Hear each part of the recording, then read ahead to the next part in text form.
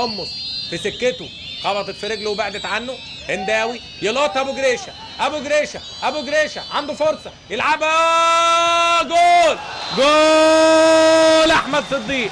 حلوه عملها له ابو جريشه. وقلت لحضراتكم ان وجود محمد محسن ابو جريشه الهداف الخطير برؤيه كبيره جدا وسع لنفسه، عملها حلوه لصديق جوه الست ياردات عشان يلعبها بسن الجزمه لحظه خروج وائل خليفه. عند الدقيقه 38 يتقدم احمد صديق ويقوم عماد سليمان وايمن الجمل وقناوي هو اللي بداها وضغط وجاب الكوره. عشان كده دايما بنقول ادي صديق بعدت وجابها والله، ولا احسن فرود احمد صديق، بعدت عنه الكوره وخلاص كانها طالعه بره. شوف بدا الضغط محسن ابو جريشه ومشي وادي بعدت عنه، انما لعبها حلوه. انما حسني ولا هيسدد؟ حسني عبد ربه، حسني جول يا لعيب يا كبير.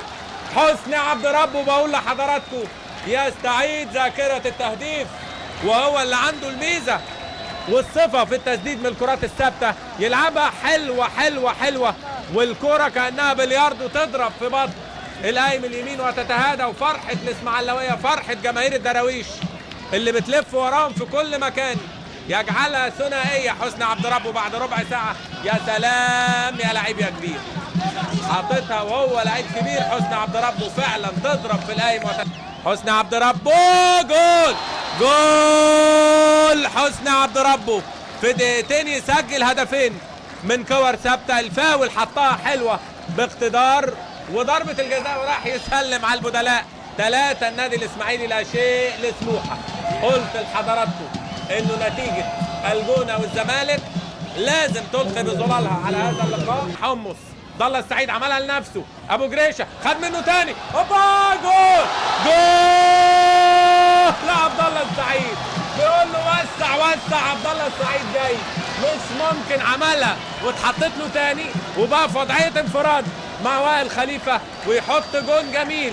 وكانه سامعني وانا بقول انه عن دفاع لعيبه سموحه بحثا عن التعديل هتظهر المساحات. ويفرح جماهير الدراويش الحقيقه بالعرض والنتيجه الكبيره اللي الحقيقه بيقدمها النهارده النادي الاسماعيلي. اهي اتردد جات له تاني، حاططها كانه بيشوط الفاول بالظبط. عيني بشكل كبير نتيجه المباراه. الجون بيجي في ثانيه ولسه بدري، وادي يا سلام جاب جون جميل.